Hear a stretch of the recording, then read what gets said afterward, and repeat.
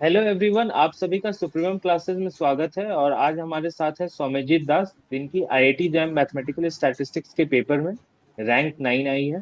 तो Soumyajit Das, many many congratulations on achieving this good rank.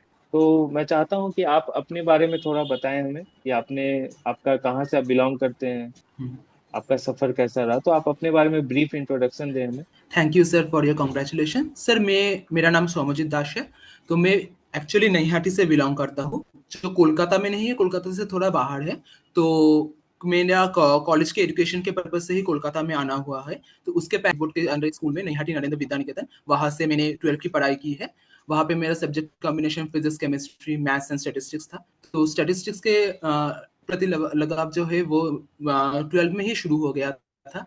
तो उसके बाद ही मैंने सोच लिया था कि मैं स्टैटिस्टिक्स को लेके ही इसके बाद परस्यू करूंगा। तो इसलिए मैंने सेंट जेवियर्स कॉलेज में फिर ग्रेजुएशन स्टार्ट किया 2022 में। तो उसके बाद तो after joining Saint Xavier's college मुझे पता था कि वहाँ पे सीनियर्स के साथ बात हुई थी। तो आईआईटी जैम, आईएसआई, एमस्टैट, ऐसे वैसे बहुत एग्जाम्स थे जो उन्होंने बताया कि इससे इसके लिए प्रिपेयर करो। तो सेकेंड ईयर ऑनवर्ड से मैंने प्रिपरेशन स्टार्ट कर दी थी इसके लिए।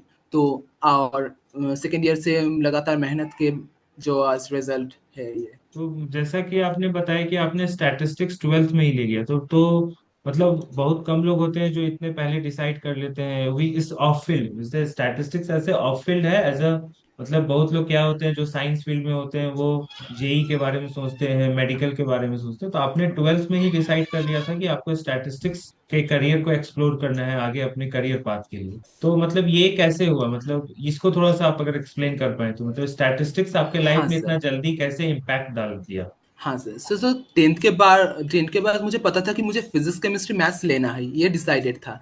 और फोर्थ सब्जेक्ट कौन सा था ये मुझे थोड़ा सा डिस्टर्ब कर रहा था, क्योंकि मुझे बायोलॉजी उतना ज्यादा पसंद नहीं था। और दो जो ऑप्शन थे हमारे स्कूल में वो थे, एक कंप्यूटर साइंस और दूसरा था जो स्टेटिस्टिक्स ऑप्शन। तो मेरे एल्डर सिस्टर ने कहा कि तुम स्टेटिस्टिक्स एक बार ट्राई कर सकते हो, तो देखो, क्योंकि वो भी इकोनॉमिक्स से है। तो उसने कहा हाँ। कि स्टेटिस्टिक्स एक बार ट्राई करके देखो, अगर अच्छा नहीं लगे तो बाद में छोड़ देना, रजिस्ट्रेशन के पहले अगर छोड़ दो तो कोई प्रॉब्लम नहीं है। तो मैंने सोचा ठीक है, एक बार ट्राई कर लेता हूँ। और हमारे एग्जाम के बाद जब सेशन शुरू होने में बहुत ही टाइम है, तो उसके लिए मैंने एक मंथ स्टेटिस्टिक्स को पढ़ा।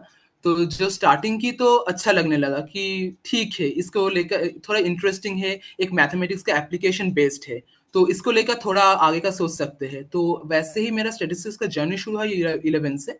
उसके बाद धीरे धीरे जब स्टेटिस्टिक्स में पढ़ने लगा तो उसके लिए और भी इंटरेस्ट जागना शुरू हुआ, क्योंकि एक completely newly application based subject था। तो वैसे ही इंटरेस्ट जब हुआ तो मुझे लगा कि हाँ, इसको लेकर मैं ग्रेजुएशन करूँ। और रही जेई की बात, मुझे पहले से ही जेई नहीं देना था। मैंने दिया था डब्ल्यू जेई, यहाँ का वेस्ट बंगाल जॉइनर जेई मेंस, पर मुझे इंजीनियरिंग नहीं करना था। वो मुझे डिसाइडेड था कि मुझे एकेडमिक्स में ही परस्यू करना था अपना करियर। तो उसकी वजह से जेई मैंने दिया, क्योंकि बट उतना प्रिपरेशन लेके नहीं दिया था। मुझे पता था कि मुझे एकेडमिक्स में ही जाना है, इसलिए। और स्टैटिस्टिक्स एक ऑप्शन था। और यहाँ का जो कॉलेज में बहुत सारे कॉलेजेस थे, तो वहाँ पे मैंने अप्लाई किया, वहाँ पे सेंट जेवियर्स कॉलेज में मिला। और यहाँ का फैकल्टी और स्टैटिस्टिक्स डिपार्टमेंट बहुत ही अच्छा है, और इसलिए मैंने सेंट जेवियर्स कॉलेज को चूज किया। अच्छा, तो मतलब आपका क्लैरिटी पहले से ही था। तो ये आपका फर्स्ट अटेम्प्ट है। हाँ। हाँ सर, ये मेरा फर्स्ट तो अटेम्प्ट अभी है। आप करंट में मतलब सिक्स सेमेस्टर में होंगे। हाँ सर, मेरा 6th सेमेस्टर चल रहा है अभी। मतलब आपने पहले 11th में ही जेई नहीं दिया, आपने फिजिक्स केमिस्ट्री मैथ भी पढ़ा, फिर भी आपने जेई नहीं दिया। मतलब ये मतलब इतने मतलब अर्ली स्टेज में मतलब मैक्सिमम स्टूडेंट के पास इतना क्लैरिटी नहीं होता है, इसलिए आपका मैं दिख रहा है कि ये फर्स्ट अटेम्प्ट में इतने अच्छे रैंक आपने सिक्योर किया है। ये क्लैरिटी ऑफ थॉट ही हाँ है sir. As a student perspective. तो मैं तो मतलब चाहूंगा कि ऐसा सबको सोचना चाहिए। ऐसा क्लैरिटी के कारण ही अर्ली स्टेज में मतलब एक तो मतलब सक्सेस मिलता ही है। और मैं नहीं कहूंगा कि ये सिर्फ मतलब ये आपको बहुत बड़ा सक्सेस मिल गया, ये one of the part of your journey है। लेकिन मतलब हाँ इतने सर, इतने अर्ली स्टेज शुरू हुआ है में सब। इतना क्लैरिटी ऑफ थॉट के साथ आगे बढ़ना, being a physics chemistry mathematics student in twelfth and 11th, फिर भी आपने जेई को नहीं दिया। आपने मतलब आपके क्लैरिटी ऑफ थॉट था कि आपको स्टैटिस्टिक्स ही लेके आगे बढ़ना है। तो इसके लिए मतलब वेल डन, मतलब एक एप्रिसिएशन मिलना चाहिए आपको। तो फिर आपने thank IIT you jam sir. के बारे में कब सोचा। तो सर, मैंने जब स्टैटिस्टिक्स को लेकर परस्यू करने का सोचा था, तब मुझे पता था कि सिर्फ ग्रेजुएशन करने से कुछ नहीं होगा। तो ग्रेजुएशन के बाद का भी सोचना पड़ेगा कि ग्रेजुएशन करने के बाद क्या करें। उसका भी एक क्लियर कट आइडिया होना चाहिए। तो मैंने तब थोड़ा गूगल में सर्च किया और ऐसे आईआईटी जैम का एग्जाम जो है वो सामने आया, आईएसआई एमस्टेट भी था वहां पे। तो मैंने तभी सोच लिया था कि अगर कुछ करना है तो एमएससी तो अच्छे जगह से करना पड़ेगा, नहीं तो जॉब और एकेडमिक्स जहां पर भी मैं जाऊँ वहां पर एक अच्छा करियर नहीं होगा अगर अच्छी जगह से एमएससी एटलीस्ट नहीं किया गया एकेडमिक्स में। तो वैसे ही मैंने आईआईटी जैम का एक रफ आइडिया था जब मैंने ग्रेजुएशन शुरू किया था, और फिर जब ग्रेजुएशन में आया तो देखा कि हमारे सीनियर्स लोग बहुत लोग आईआईटी जैम क्लियर कर चुके हैं, बहुत लोग आईआईटी में थे, आईएसआई में भी थे। तो वो एक एडेड प्लस पॉइंट था कि उनसे भी एक गाइडेंस के लिए हमने पूछा कि कैसे क्या है एग्जाम, कैसे पैटर्न है, कैसे प्रिपरेशन स्टार्ट करे। तो वो लोग बहुत अच्छे थे, वो लोग अच्छे से सब कुछ क्लियर किया। हमारे व्हाट्सएप ग्रुप था, ग्रुप में सब कुछ उन्होंने क्लियर किया कि ऐसे ऐसे प्रिपरेशन करो, ऐसे ऐसे ऐसे बुक्स फॉलो करो, नोट्स एक्सेट्रा एक्सेट्रा सब कुछ उन्होंने दिया था। तो वहां से मेरा जर्नी स्टार्ट हुआ कि आईआईटी जैम देना है। तो फर्स्ट और सेकंड सेमेस्टर जब शुरू हुआ तब तो प्रिपरेशन स्टार्ट करना पॉसिबल नहीं, तब सब जब शुरू हुआ तभी तो मैंने सेकेंड ईयर ऑनवर्ड से प्रिपरेशन अच्छे से स्टार्ट करना शुरू किया, पीवाईक्यू सॉल्व करना तो वगैरह वगैरह, और नोट्स बनाना। नोट्स बहुत ही इंपॉर्टेंट था कि सेल्फ नोट्स बनाओ, ये इंपॉर्टेंट है। और फिर मैं हमारे सीनियर्स लोगों से मैंने सुप्रीमम क्लासेस के बारे में सुना था। तो मैंने थर्ड ईयर में सुप्रीमम क्लासेस ज्वाइन किया जो और फिर उन्होंने उनका क्रैश कोर्स और टेस्ट सीरीज में क्रैश कोर्स लिया था, और क्रैश कोर्स में टेस्ट सीरीज था। तो टेस्ट सीरीज दिया और वो बहुत ही हेल्प हुआ। तो वैसे ही मेरा आईआईटी जैम क्रैक तो हुआ है। आपने सुप्रीमम क्लासेस मतलब ये मतलब आपको सुप्रीम क्लासेस अपने सीनियर्स के थ्रू पता चली, तो इसलिए फिर हाँ सर, हमारे बहुत आपने सीनियर आपने सुप्रीमम क्रैश क्लासेस कोर्स में में थे। ज्वाइन किया था सुप्रीम क्लास। हाँ सर। तो आपका मतलब कैसे मैनेज करते थे? आपका तो रेगुलर कोर्स था, तो मतलब आप ये बताइए कि आप मैनेज कैसे, क्योंकि हाँ क्रैश कोर्स सर। के समय भी आपका तो फिफ्थ सेमेस्टर चल रहा होगा, fifth I think, fourth and हुआ होगा, फिफ्थ शुरू हुआ होगा। तो आपने कैसे हाँ मैनेज सर। किया? क्योंकि क्रैश कोर्स में भी हमारे यहाँ रेगुलर क्लासेस होती हैं, टेस्ट की डिस्कशन होती है और यूनिट वाइज टेस्ट भी होती है उसी टाइम। तो फिर आपने ये सब चीज कैसे मैनेज किया? हाँ सर, तो मैंने जब सीनियर से पहले पूछा था तो उन्होंने कहा था कि सुप्रीम के 3 कोर्सेज है, जो एक फुल कोर्स, क्रैश कोर्स और एक टेस्ट सीरीज। तो उन्होंने कहा था कि फुल कोर्स शायद तुम लोग कर नहीं पाओगे क्योंकि कॉलेज का हमारा एक बहुत लॉन्ग शेड्यूल है, 10 बजे से 5 बजे तक और हफ्ते में 6 दिन, मंडे से सैटरडे तक। तो बहुत ही कम टाइम मिलता था उसके लिए। तो हमने इसलिए सोचा कि क्रैश कोर्स ज्वाइन करना ज्यादा अच्छा रहेगा। तो क्रैश कोर्स जब ज्वाइन किया तभी भी मैं सब क्लास नहीं कर पाता था। तो जो क्लास कर पाता था वो अच्छे से करता था, और जो क्लास नहीं कर पाता था अगर इंपॉर्टेंट था तो मैं रिकॉर्डिंग भी देख लेता था। बट मैं जो कहूंगा कि टेस्ट सीरीज जब से स्टार्ट हुआ है, मैं टेस्ट सीरीज तब से दे रहा हूँ। तो टेस्ट सीरीज बहुत ही इंपॉर्टेंट है, एक जो मुझे लगता है जब अक्टूबर के लास्ट में इस साल स्टार्ट हुआ था। तो टेस्ट सीरीज और यूनिट वाइज टेस्ट से मैंने शुरू किया था पहले। तो पहले तो नंबर खराब आते थे तो और बहुत ही डिमोटिवेटेड फील होता था कि अच्छा प्रिपरेशन नहीं जा रहा है, शायद नहीं होगा। बट फिर अच्छे और 2-3 जब 6 और 7 मॉक टेस्ट दिए तो तब जाके पता चला कि नहीं, अगर मॉक टेस्ट दूंगा तो हो जाएगा। तो टेस्ट सीरीज बहुत ही इंपॉर्टेंट है, मैं ये कहूंगा। ये सुप्रीमम क्लासेस में तो जैसे कि आपने जब क्रैश कोर्स किया ज्वाइन किया होगा तो आपको प्रैक्टिस सेट्स और डीपीपी मिले होंगे, तो आपने प्रैक्टिस सेट्स और डीपीपी को कैसे मतलब ड्यूरिंग द ये क्या कहता हूँ आपका मतलब प्रैक्टिस सेट्स और डीपीपी आपने कैसे, जब आपका सेमेस्टर भी चल रहा था और फिर आपकी कॉलेज भी शाम तक आपने जैसे बताया कि वैसे था, शाम तक हेक्टिक शेड्यूल था, तो फिर आपने प्रैक्टिस सेट्स और डीपीपी कैसे मैनेज किया along with the recorded हाँ lectures? Sir. Sometimes you are watching live lectures. हाँ सर, तो सर प्रैक्टिस सेट जो करता था तो मैं प्रैक्टिस सेट पहले देख लेता था कि जो जो क्वेश्चन अगर मुझे लगता है कि हो जाएगा, आसान सा क्वेश्चन है, तो मैं उसे छोड़ता था, क्योंकि सब क्वेश्चन अगर करते करना जाओ तो बहुत ही टाइम लग जाएगा और मेरे पास लिमिटेड टाइम था। और मैंने जैम के लिए पहले से ही प्रिपरेशन के एक अलग शेड्यूल बना रखा था, क्योंकि मुझे हर दिन एक टाइम जैम के लिए देना था, ये मुझे पता था। तो कॉलेज का क्लासेस करने के बाद कॉलेज, और हमारे कॉलेज में ये बात कहना पड़ेगा कि बहुत ही अच्छा पढ़ाते हैं, तो मैक्सिमम जो कोर्स वर्क है वो हम कॉलेज में ही एंड कर लेते थे, मैंने कॉलेज के अंदर ही हम लोग खत्म कर लेते थे, बहुत ही अच्छा पढ़ाते थे और पीवाईक्यू सॉल्व टॉल वो हो जाता था। तो घर आके ज्यादा कुछ कॉलेज के लिए नहीं कर पड़ता था, बट हाँ एग्जाम के टाइम तो बहुत प्रेशर था। तो उसके बीच बीच में मुझे पता था कि मुझे 1 से 1.5 घंटा हर दिन देना है जैम के स्टडीज के लिए। तो वहां पर ही मैं कर लेता था, और जो वीकडेज होता था उसको मैं वीकेंड होता था तो वो अच्छे से यूटिलाइज करने की कोशिश करता था, डीपीपी सॉल्व करना, थोड़ा थोड़ा बहुत जो प्रैक्टिस सेट है वो भी सॉल्व कर लेना। तो ऐसे ही चल तो जाता था। हाँ टफ शेड्यूल आपने था।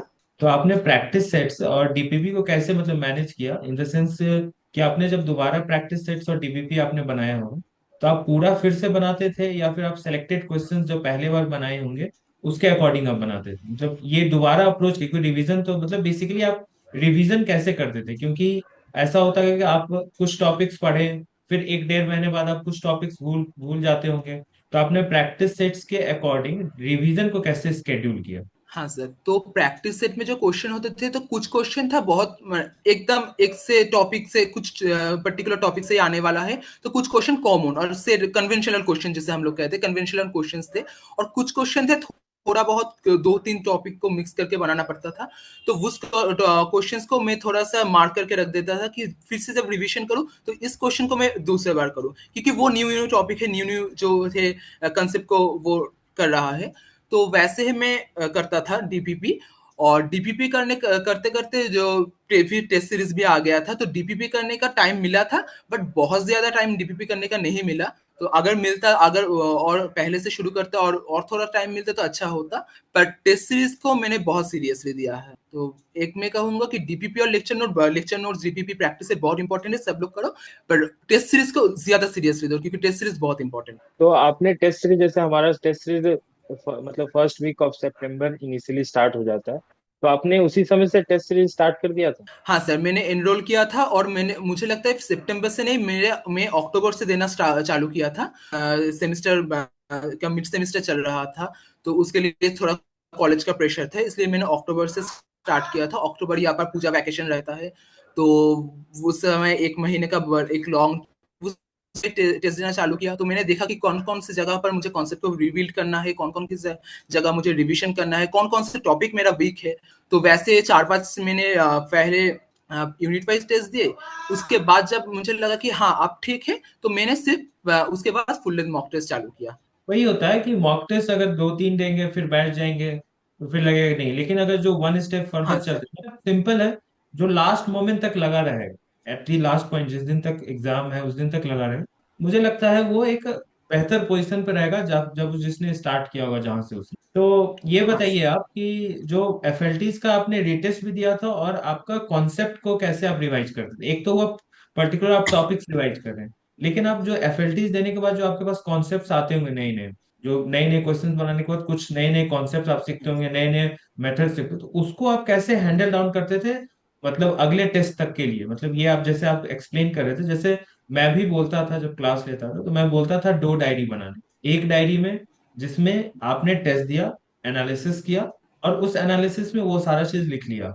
फिर आपने एक डायरी में बनाया जो जिसमें आपने क्या क्या गलती किया। सेकंड वाले डायरी को मैं बोलता था कि आप क्या करो, इस डायरी को जब नेक्स्ट टेस्ट हो तो आप उसको कुछ देर पहले या फिर एक दिन पहले देख लो कि आपने क्या क्या गलती किया है। इससे आप ये रहेगा कि डे बाय डे आप इंप्रूव करते रहोगे, आपकी कैलकुलेशन एरर कम होगी, सिली मिस्टेक्स कम होंगी, और आप धीरे धीरे अपने आप को देखोगे कि आप अपने आप को बेहतर करते जा रहे हो एज पर आगे जब आप टेस्ट देते जा रहे हो। तो आप इसको कैसे करते थे? रीटेस्ट के द्वारा देते थे, या फिर आप इसको बार बार रिवाइज करते थे, या नए नए कॉन्सेप्ट को आप कैसे मतलब लास्ट जब कुछ देर मतलब लॉन्ग, ये क्या मैं कह रहा था, लास्ट तक आप टेस्ट, क्या मैं पूरा लाइन ही भूल गया, मतलब ये कह रहा था मैं कि जब आप रीटेस्ट देते थे तो आप रीटेस्ट देने के बाद आप जो कॉन्सेप्ट्स, नए नए कॉन्सेप्ट्स आप सीखते थे, उसको आप कैसे मतलब इम्प्रोवाइज करते थे कि हाँ ये कॉन्सेप्ट्स को मैं आगे तक ले जाऊंगा, फिर नेक्स्ट टेक्स्ट और देंगे कुछ और नए टेस्ट में, तो इसका आप रिवीजन कैसे करते थे? कॉन्सेप्ट एनालिसिस का हाँ, रिवीजन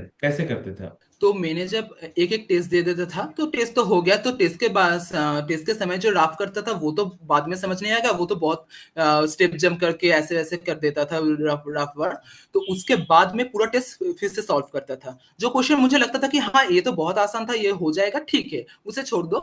बट जो क्वेश्चन न्यू न्यू कंसेप्ट है, वो क्वेश्चन मैं फुल सॉल्व करता था। और मैं एक चीज बहुत अच्छे से करता था कि जो क्वेश्चन मुझे पता था कि हाँ मुझे ये करना पड़े, मुझे ये आता है, मुझे ये तो आंसर मुझे पता है, और ये जानता हूँ कि कैसे करना पड़ेगा, पर मैंने सिली मिस्टेक के लिए 2 मार्क्स खोए और नेगेटिव हो गया। तो वो क्वेश्चन मैं सॉल्व करके एक रेड पेन लेकर बहुत बड़े बड़े लिख देता था कि सिली मिस्टेक, ऐसे करके राउंड कर देता था कि बार बार जब मैं देखूं तो मुझे पता चले हाँ ये पर मैं सिली मिस्टेक किया है। मैं स्टेप को बहुत बड़ी तरह से मार्किंग कर देता था रेड पेन से, कि और सिली मिस्टेक लिख देता था। तो वो तो एक गया। और जो न्यू कंसेप्ट है वो मैं एक अलग से नोटबुक था, तो अलग से नोटबुक करके मैंने एक एक पेज में जब एक टेस्ट का हेडिंग देकर उस टेस्ट के अंदर कितने कितने न्यू कंसेप्ट है वो सब मैं लिखने जाता था। तो हर टेस्ट के बाद 10-15 पॉइंट हो जाते थे कि ये न्यू कंसेप्ट है, इस चैप्टर से है, इस चैप्टर से है। तो हर टेस्ट के पहले तो पूरा पिछले 4-5 टेस्ट का पूरा 60 क्वेश्चन देखना पॉसिबल नहीं था, तो हर टेस्ट के पहले मैं वो कॉपी लेता था और कुछ किन किन कंसेप्ट न्यू कंसेप्ट है, कौन कौन सी जगह मैंने सिली मिस्टेक किए हैं, ये मैं देखता था। तो ये बहुत हेल्प किया है मुझे कि सिली मिस्टेक कहाँ कहाँ पर हुआ है और कौन कौन से न्यू कंसेप्ट है जो मैं पिछले टेस्ट से सीखा। तो आपने फिर ये पीवाईक्यू के लिए क्या किया, मतलब एक इम्पोर्टेंट रोल प्ले करता है पीवाईक्यू के क्वेश्चन, तो उसको आपने कैसे डील किया? हाँ सर, तो पीवाईक्यू मैंने बहुत पहले से स्टार्ट किया था, तो मैंने पीवाईक्यू वैसे पूरा एक साथ बैठ के 60 क्वेश्चन करोगे ऐसा नहीं किया था। जब जब जो चैप्टर में होता था तो तब तब वो चैप्टर से मैंने क्वेश्चंस किया है। तो पीवाईक्यू बहुत पहले से स्टार्ट किया था, 1 साल पहले से ही मुझे लगता है मैंने स्टार्ट कर दिया था पीवाईक्यू। पीवाईक्यू सब तो तब तक नहीं होता था, कभी कभी 10 क्वेश्चन, 12 क्वेश्चन, 13 क्वेश्चन जो जो हो रहा है मैं वो करते जाऊँ। और पीवाईक्यू के अंदर जब एक क्वेश्चन लिखता था उसका आंसर और वहां पे कौन सा टॉपिक का कौन सा कंसेप्ट लग रहा है वो भी मैं एक नोट डाउन करता था, क्योंकि पीवाईक्यू में भी हर साल न्यू न्यू क्वेश्चंस आते थे। तो वैसे आईआईटी का क्वेश्चन है, बहुत ही अच्छे अच्छे क्वेश्चन बनाते थे आईआईटी वाले। तो पीवाईक्यू के अंदर जो क्वेश्चंस था वो कौन से टॉपिक से आ रहा है वो बहुत इंपॉर्टेंट है, कि रैंडमली हम इधर उधर के बहुत सारे बुक्स है मार्केट में कि जिसे बुक उठाए और कर लिया, ऐसा नहीं है। तो जो पीवाईक्यू के अंदर जो टॉपिक है, जिस तरफ से क्वेश्चंस आईआईटी वालों ने सेट किया है, वो टॉपिक देखना बहुत इंपॉर्टेंट। तो पीवाईक्यू सॉल्व करना तो मस्ट, मतलब PYQ is the first priority. You everyone who is preparing for the next year IIT JAM or the further years, they should absolutely do the PYQ first hand and then test series and DPP practice set। but PYQ करना बहुत जरूरी है, और recent year का PYQ तो जरूर। आपने जो टॉपिक्स रिवाइज किया होगा, मतलब ऐसा तो होगा उसके क्वेश्चन, तो वो सिर्फ practice test, DPP and mock test के थ्रू ही हो जाते थे, या फिर आप प्रॉपर एक बुक फॉलो करते थे? और आपको किस टॉपिक में लगा कि नहीं, इसे मुझे 2-3 बार कर लेना चाहिए क्योंकि ये टॉपिक मुझे तंग कर रहा है? मतलब कौन सा ऐसा टॉपिक में आपको चैलेंजेस ज्यादा फेस करने पड़े? हाँ सर, तो रिवीजन करने और टॉपिक्स में असल में हमारे कॉलेज में बहुत अच्छे नोट्स प्रोवाइड करते थे। तो बुक्स हम लोग थोड़े बहुत फॉलो करते थे, बट कॉलेज के नोट्स बहुत ही कॉम्पैक्ट वे में था और क्वेश्चंस भी बहुत कॉम्पैक्ट वे में था। तो टॉपिक को अंडरस्टैंड और कॉन्सेप्ट को अंडरस्टैंडिंग के लिए हम लोग कॉलेज नोट्स को पहले प्रेफर करते थे, क्योंकि कॉलेज में फुल सिलेबस बहुत पहले ही खत्म कर देते थे, और उसको रिविजन और थोड़ा बहुत जो जो करना पड़ता था एक टॉपिक को फुल्ली अंडरस्टैंड करने के लिए, वो कॉलेज में करा देते थे। तो टॉपिक को समझने के जरिए हमें ज्यादा मेहनत नहीं करना पड़ा, क्योंकि कॉलेज में हो जाता था। और रही बात मेरा वीक पॉइंट का, मैंने पहले से ही देखा था कि real analysis part, sequence series और कंटिन्यूटी डिफरेंशिएबिलिटी, इस तरफ के क्वेश्चंस में बहुत लोगों को ये बहुत ही आसान लगता है, स्कोरिंग पार्ट है, मेरे लिए थोड़ा सा मुश्किल था। तो मैंने इसके लिए हमारा कुछ स्टैंडर्ड बुक्स से हम लोग इसके मापा फॉलो करते हैं, बाटले शेरबर्ट है और मलिक अरोड़ा का बुक है, तो मैंने थोड़ा बहुत बुक्स को फॉलो किया, नोट्स को देखा, और उसके लिए मैंने डीपीपी और प्रॉब्लम सेट को सॉल्व किया था, क्योंकि मुझे लगता था कि ये एक पार्ट है जो करूंगा तो आसान होगा, बट नहीं करूंगा तो आसान नहीं होगा। तो इसका आसान और ये बहुत ही स्कोरिंग मार्क्स है, 30% मार्क्स, 30% वेटेज है मैथ्स के, तो बहुत स्कोरिंग एक पोर्शन है, वही, सीक्वेंस सीरीज, मैथमेटिक्स कंटिन्यू बहुत डिफरेंशियल। इंपॉर्टेंट रोल प्ले करता है जैम एग्जाम में, बहुत लोग हाँ इसको सर। इग्नोर कर देते हैं। लेकिन मेरे हिसाब हाँ से मैथमेटिक्स, स्टैट्स तो मतलब ठीक है, आपका मेजर सब्जेक्ट रहता है जो स्टैटिस्टिक्स पेपर में अपियर करते हैं, लेकिन मैथमेटिक्स बहुत ही मतलब इम्पोर्टेंट सब्जेक्ट है। 30% का जो वेटेज रखता है एज ए मैथ सब्जेक्ट, वो बहुत इंपॉर्टेंट, क्योंकि वो स्कोरिंग भी होता है, और आप मतलब एक इक्वल अमाउंट ऑफ टाइम देना पड़ेगा, क्योंकि स्टैटिस्टिक्स आपका अच्छा है, लेकिन मुझे लगता है वो तभी अच्छा है जब आपका मैथमेटिक्स अच्छा है। अगर आपका हाँ सिर्फ सर। मैथमेटिक्स, मतलब आप बोलो स्टैटिस्टिक्स में होता मैंने मैथमेटिक्स का डीप कॉन्सेप्ट नहीं पढ़ा है, तो प्रॉब्लम होती है। एज ए स्टूडेंट आप समझते होगे, मैं भी समझता हूँ कि हाँ प्रॉब्लम सर। होती है। और आप ये बताओ, फिर आपने जो लास्ट, मतलब जब जैम के एग्जाम नजदीक आ रही होंगे, तो लास्ट 15 डेज, 10 to 15 डेज, आपने फिर वो जो हसल होता है माइंड में, एग्जाम जल्दी आ रहा है, तो वो आपने कैसे मैनेज किया लास्ट के 15 डेज? आपका मतलब क्या स्केड्यूल रहता था जब एग्जाम टाइम नजदीक आ रहा है? हाँ। तो सर हमारा सेशन जो 6 सेमेस्टर का था वो जनवरी से स्टार्ट हुआ था, तो उस समय कॉलेज का प्रेशर उतना नहीं था। तो मैंने सोच लिया था कि वो 1 महीना कॉलेज की पढ़ाई थोड़ा-सा कम करूँगा, क्योंकि वो उस समय कॉलेज जो पढ़ा रहा था, वो हमारे जैम सिलेबस में नहीं था। तो हम लोग सबने ही सोचा था, मैंने भी सोचा था कि वो 1 महीना थोड़ा-सा कॉलेज को लूज़ करो, ठीक है। और कॉलेज वालों को भी पता था, हमारे फैकल्टी बहुत ही सपोर्टिव थे, उनको भी पता था कि इन लोगों का जैम आ रहा है, तो उन सब उसके समय थोड़ा-सा एकेडमिक प्रेशर कम था। तो 15 डेज़ पहले 15 डेज़ पहले और 10 डेज़ पहले से मैंने टेस्ट देना बंद कर दिया था। 15 डेज़ पहले मुझे लगा था, मैं 1-2 टेस्ट दिया था, पर टेस्ट देना बंद किया, क्योंकि उसके बाद अगर टेस्ट दूँ और टेस्ट में बहुत ही कम मार्क्स आए तो बहुत डिमोटिवेटेड हो जाऊँगा। तो क्योंकि 2 दिन और कुछ दिनों बाद जैम है, और उस समय अगर टेस्ट में बहुत ही सिली मिस्टेक्स है, बहुत ही गंदे मार्क्स आ रहे हैं, तो बहुत उस डिमोटिवेशन से ही हो जाएगा, जैम और नहीं निकलेगा। तो मैंने वहां से टेस्ट सीरीज देना बंद किया उस समय। और उसके बाद जो मैंने किया कि रिवीजन रिवीजन जनवरी से स्टार्ट कर दिया था, पहले से अच्छे से रिवीजन करो। और जो मेरा नोट्स था, शॉर्ट नोट्स था, कोई चीट शीट था, शॉर्ट नोट्स वैसे टॉपिक का, क्योंकि पूरा एक कॉपी और 2 कॉपी पढ़ना पॉसिबल नहीं था, एक टॉपिक को full first to last revision करना उस समय। तो जो छोटे छोटे नोट्स है, जो छोटे छोटे की पॉइंट है, कहाँ से जैम का क्वेश्चन आया, कौन से टॉपिक से बहुत ही घुमा फिरा कर जैम वालों ने क्वेश्चन दिया है, तो मैं वो देखता था।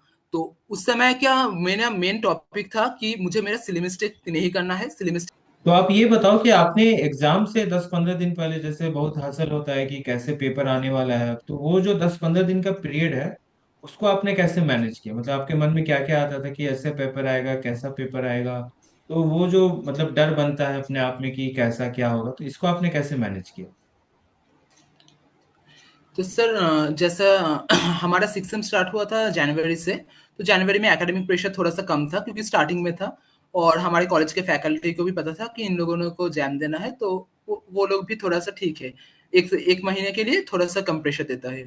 तो जैम के 10 से 15 दिन पहले, 10 दिन पहले से मैंने टेस्ट देना बंद कर दिया था, क्योंकि मुझे लगा था कि और कोई न्यू कंसेप्ट में अगर 10 दिन में सीख भी जाऊँ, तो उसे रिवीजन करने का टाइम नहीं मिलेगा कि मैं एग्जाम में जाके कर दूँ। तो मैंने जो 25 और 30, मैंने 32 और 33 को टेस्ट दिया थे, including unit wise test also. तो वहां से मैंने बहुत कुछ सीखा है, बहुत कॉन्सेप्ट सीखे, बहुत सिली मिस्टेक हुए, कहाँ कहाँ पर सिली मिस्टेक हुए वो भी देखा। तो वो जो 2 कॉपी था, मैंने वो लेकर बैठा, और जो मेरा चीट शीट था और जो शॉर्ट नोट्स पे मैंने बनाया था, वो सब कुछ लेकर और मैं बैठा 10 दिन में। और वो 10 दिन में मैं वही कर गया, और वही और पीवाईक्यू।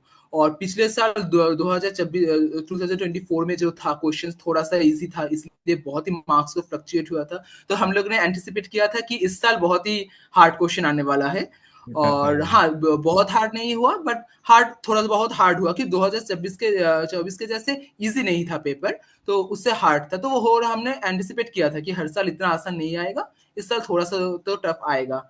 तो वैसा ही हुआ। और जो कंसेप्ट पढ़ा था वो बहुत ही काम में आया, ये तो नो डाउट है, क्योंकि इतने जो मेहनत किया है, वो आराम से काम में आया था। 10 दिन पहले जो पढ़ा था, और 10 दिन पहले का टाइम बहुत ही इंपॉर्टेंट है, क्योंकि इस टाइम जो दिमाग में घूमता है कि पेपर अगर अच्छा नहीं जाए तो मेरा मॉक टेस्ट अच्छा गया है बहुत सारा, बराबर अगर आगे पेपर अच्छा नहीं गया तो मॉक टेस्ट का क्या फायदा हो गया, क्योंकि पेपर हम्म। अगर अच्छा नहीं जाए, तो अगर नहीं हुआ, और सीट भी बहुत लिमिटेड है, और वो जैम का बारे में हम लोग ज्यादा एंटिसिपेट नहीं कर पाते हैं, क्योंकि मैंने बहुत अच्छे से प्रिपेयर किया है, पर एग्जाम में जाके अगर मैं बहुत टेंशन करूँ, ब्लैकआउट हो जाऊँ, तो नहीं होगा एग्जाम मेरे से। और टाइम मैनेजमेंट भी बेसिकली बहुत ही इंपॉर्टेंट है। हाँ बेसिकली सर। ये होता है कि अपने आप को मोटिवेटेड रखना होता है। बहुत लोगों क्या करते हैं, बहुत हाँ सर। स्टूडेंट, कि लास्ट 5 डेज में एक नया टेस्ट दे देंगे, तो उससे डिमोटिवेशन आ सकती है।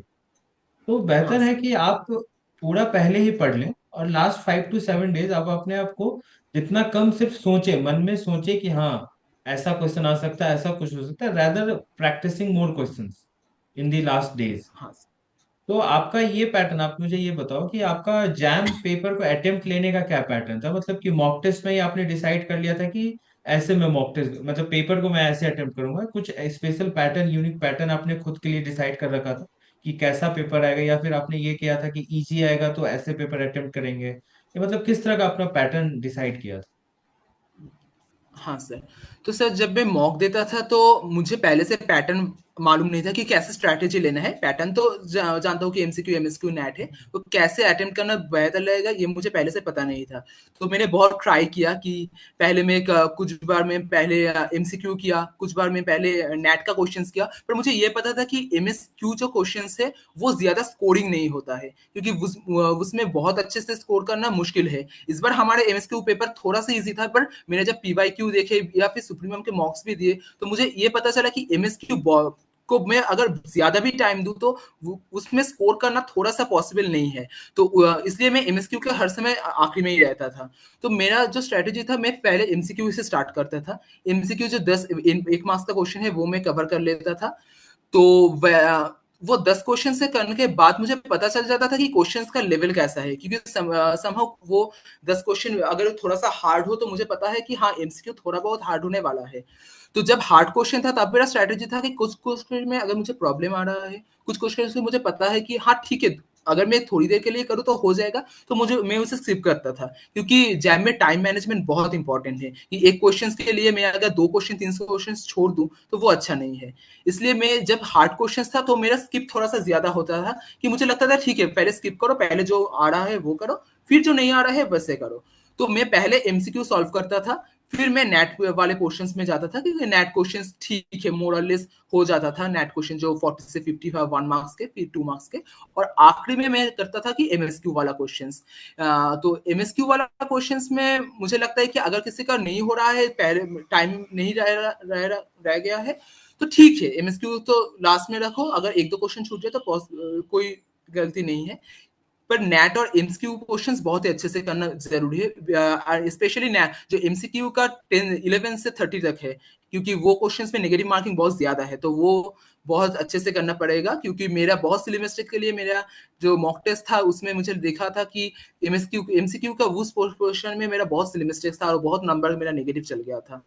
तो इस इसलिए बार मैं कहूंगा कि हाँ हाँ सर। हाँ, ये इस बार आप मतलब आपका एमएसक्यू कैसा रहा, मतलब multiple question, multiple select question आपका कैसा रहा? हाँ हाँ सर, इस बार मल्टीपल सिलेक्ट क्वेश्चन मेरा अच्छा गया, 3-4 क्वेश्चन से ठीक है, तो वो अच्छा नहीं कह सकते, बट ठीक है क्वेश्चन के अकॉर्डिंग मुझे लगा कि मेरा आंसर ठीक था।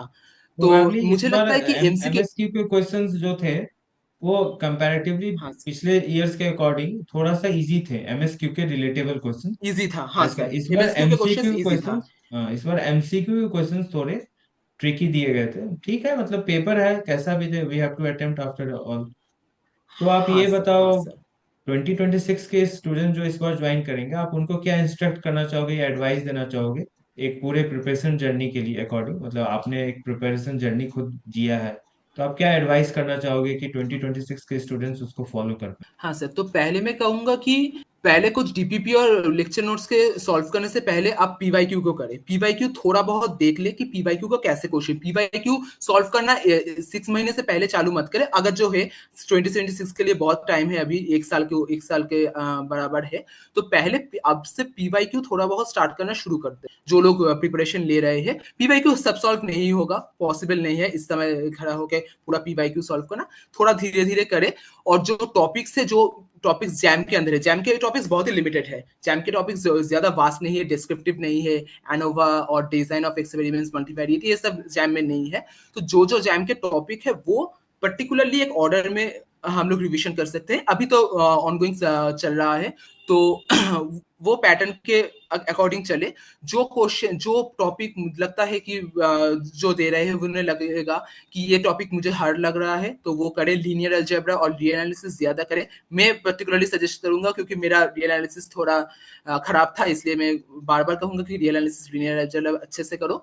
तो उसके बाद जो आता है कि 6 महीने पहले से जो अगर सुप्रीमम ज्वाइन करो तो बहुत ही अच्छा है, आप लोगों का डीपीपी है, प्रैक्टिस सेट है, वो सॉल्व करना स्टार्ट कर दो। क्योंकि वो अगर कोई सॉल्व करना शुरू कर दे तो 50-60 क्वेश्चन एक एक सेट में है, तो वो अगर कोई पूरा सॉल्व कर सके तो हाँ ऑल पॉसिबल क्वेश्चन सॉल्व हो जाएगा। तो उसके बाद जो मेन टाइम आता है, जो जब ये प्रिपरेशन हो गया है, टेस्ट सीरीज देना। टेस्ट सीरीज मैं कहूंगा कि पहले से दो, ज्यादा देर मत करो, क्योंकि मुझे भी पहले लगा था कि ठीक है देंगे देंगे, थोड़ा देर रुक जाओ, अभी नहीं हुआ है, अभी सिलेबस पूरा कवर नहीं हुआ और थोड़ा सा बाकी है, ठीक है 2 दिन बाद देंगे, ऐसा मत करो। जितनी जल्दी हो सके टेस्ट सीरीज देना स्टार्ट करो, क्योंकि टेस्ट सीरीज के पहले 3-4 टेस्ट सीरीज में बहुत ही खराब नंबर आने वाले हैं, तो वो उससे डिमोटिवेटेड होगा। अगर दिसंबर में कोई टेस्ट सीरीज देना चालू करे और दिसंबर में डिमोटिवेशन आ जाए तो उसे कवर अप करना बहुत ही मुश्किल है। तो डिमोटिवेशन अगर सितंबर के लास्ट और अक्टूबर के शुरू में आ रहा है तो अच्छी बात है, बहुत टाइम है डिमोटिवेशन से मोटिवेटेड होने में। तो इसलिए टेस्ट सीरीज ज्यादा पहले से स्टार्ट करो, और टेस्ट सीरीज के बाद अगर टेस्ट को एनालाइज, टेस्ट सीरीज देने से भी ज्यादा इंपॉर्टेंट है टेस्ट को एनालिसिस करना, कौन कौन सी जगह गलती हो रहा है वो देखना, कौन कौन से न्यू कंसेप्ट आप सीख रहे हो वो देखना। तो ये सब बहुत इंपॉर्टेंट है और ये मैंने किया था। तो इसके अगर कोई ये पर्टिकुलरली सब कुछ कर सके तो हाँ, एक अच्छा रैंक कोई एक्सपेक्ट कर सकता है। हाँ, ये सही है कि एग्जाम के दिन क्या होने वाला है वो 3 घंटे में कोई किसी को नहीं पता, बट हाँ हम लोग पहले से प्रिपेयर कर सकते हैं। तो मतलब बेसिकली यही हम लोग सजेशन का यही रहेगा। होता है, ये कि हम लोग अपना 120% दें, उसके बाद जो हो, मतलब हाँ बेसिकली आप जब हाँ एग्जाम सर। हॉल से निकले तो आपको ये सेल्फ सेटिस्फेक्शन होना चाहिए माइंड में कि मैंने अपना बेस्ट दिया है, अब रिजल्ट जो भी है वो एक्सेप्ट कर हाँ लेना सर। है। तो हाँ सर। सौम्यजीत, बहुत बहुत थैंक यू, आपने अपना एक्सपीरियंस शेयर किया। और आपने गेट भी दिया था? हाँ सर, मैंने गेट दिया था, गेट में वहां क्या पे रैंक मेरा रही ऑल आपकी? इंडिया रैंक 31 था। हाँ हाँ, सर, तो ऑल इंडिया रैंक मतलब उसके 31 लिए भी था। आपको एक बार और कॉन्ग्रेचुलेशन कि गेट में भी आपका बहुत अच्छा रैंक थैंक रहा। You sir. एंड एक बार और आपको जैम के लिए भी कॉन्ग्रेचुलेशन कि आपका जैम में इतना अच्छा रैंक रहा। और सबसे मुझे अच्छी बात ये लगी कि आपका क्लैरिटी ऑफ थॉट, कि आपने स्टैटिस्टिक्स, मतलब एक जैसे मैंने स्टैटिस्टिक्स लिया था तो मैं स्टैटिस्टिक्स लेने नहीं गया था, मैं बस मतलब गया था कि हाँ मुझे मैथमेटिक्स मिल जाए। लेकिन मुझे मेरे साथ क्या कहानी था कि हमारे एक प्रोफेसर थे, उन्होंने हमें बोला था कि आप, मतलब जब मैं काउंसलिंग कर रहा था तो मैंने बोला मुझे मैथमेटिक्स दे दो, मतलब वहाँ पे ऑप्शन फर्स्ट मैंने रखा था। तो उन्होंने मुझे जस्ट काउंसलिंग के समय वहाँ पे उन्होंने जो बैठे हुए थे सर, वो एक्चुअली उस समय एचओडी थे हमारे mathematics department, Patna science college से मैंने ग्रेजुएशन किया है। तो उन्होंने बोला कि अच्छा सर। मैथमेटिक्स अगर पढ़ोगे तो आगे के फील्ड में खेती करोगे, मतलब तुम, मतलब खेत में, मतलब ऐसा उन्होंने ये डिपिक्ट नहीं किया कि खेत में काम करना बुरा है, लेकिन खेती करोगे, क्योंकि हम लोग का एक्सपेक्टेशन होता है कि हम लोग आगे बढ़े, तो लेकिन स्टैटिस्टिक्स लो। तो वो इतना मुझे छू गया कि मतलब कोई आपको इंस्ट्रक्ट कर रहा है और बहुत अच्छे तरीके से बता रहा है। तो मैंने स्टैटिस्टिक्स सोच के ले लिया, हाँ बस सर। मैंने एक चीज देखा था कि इसमें करना क्या है, मैंने उसी समय देखा कि इसमें मैथमेटिक्स और कैलकुलस है, तो मतलब मेरा हो जाएगा, क्योंकि कैलकुलस मैंने एक ऐसा चीज था जो मैंने 12th में बहुत अच्छे से पढ़ा था। मैंने कैलकुलस तो मेरा हो जाए, मैंने आगे डिजाइन ऑफ एक्सपेरिमेंट ये सब टॉपिक नहीं देखा, ये देखता तो शायद लेता भी नहीं। मैंने फर्स्ट ईयर का सिलेबस देखा, उसमें आपका मोस्टली पार्ट ये होता है, मोस्टली पार्ट आपका ये होता है, क्या कहते हैं, कैलकुलस ओरिएंटेड होता है। तो मैंने वो देखा और मैंने ले लिया। अच्छा तो सर। ये आपका थॉट, क्लैरिटी ऑफ थॉट, कि आपने शुरू से ही डिसाइड कर लिया 12th में ही कि मुझे इस फील्ड में जाना है, और वो रिजल्ट में दिखा।